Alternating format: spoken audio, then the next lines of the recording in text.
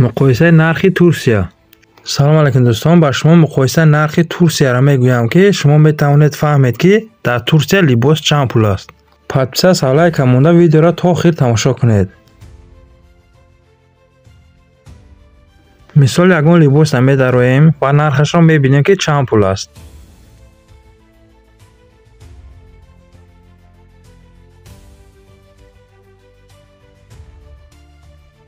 حاضر برای شما لباس مردانه را می‌بینیم که چند پول است. یکم گیش هم می‌بینیم 300 لیره.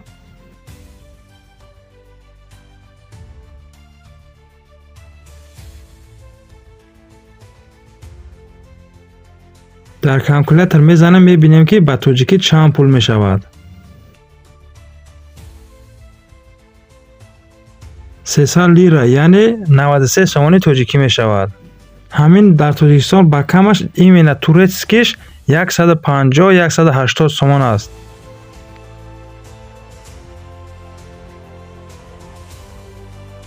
وقتی که زکات میکنید همه وقت نرخ و صفتش را اهمیت دهید.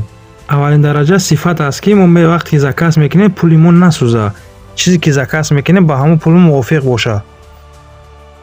باز یگان تگش هم میسنجیم.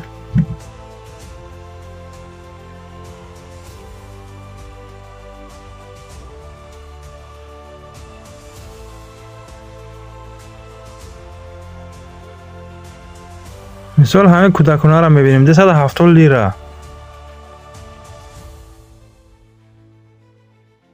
حاضر با تاجیکی میبینیم که چند پول میشود.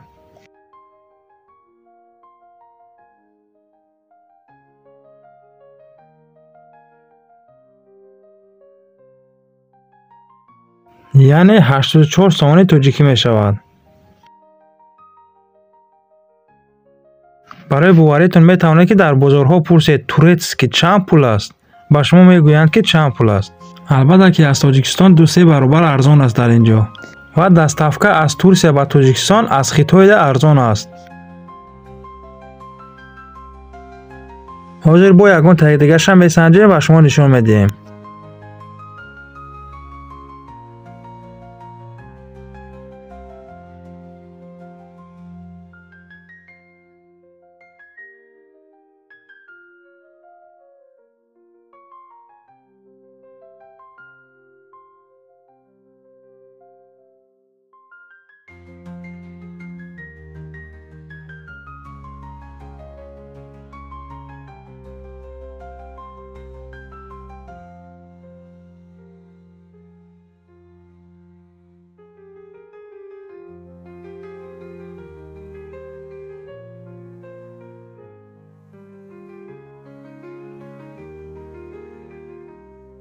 یعنی 90 لیره 5 پر.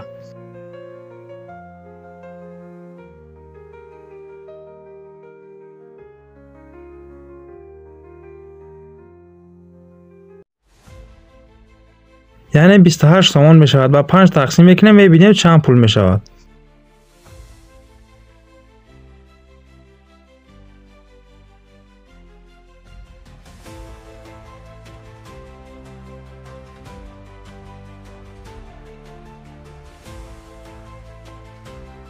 یعنی یک پرش 5 سوم 56 درهم می شود. چقدر که گفتم البته حتما صفتش را دیدن در کار. همین نوع نسکی از 15 سوم بالا هستند کم نه. شما حتما می توانید در بازارهای تاجیکستان مقایسه کنید. و همه نوع کسمتیک های زنانه می توانید یابید و با صفت بلند.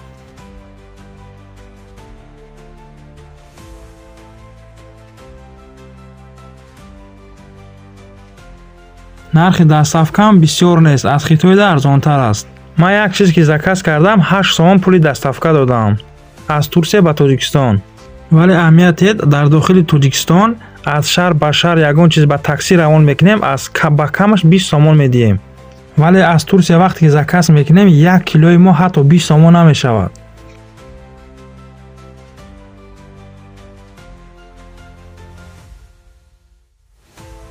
البته که هر چیزی که شما زکات کردن میخواهید حتما مقایسه کرده بعدا زکات کنید.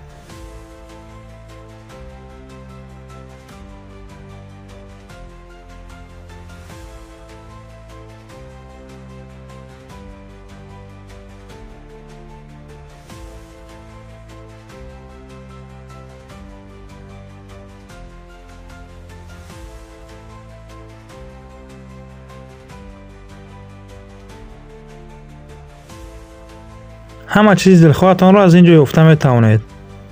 барои заказ кардан аз хитои Турсия ва Америка метавонед ба WhatsApp ё Telegram мо нависед.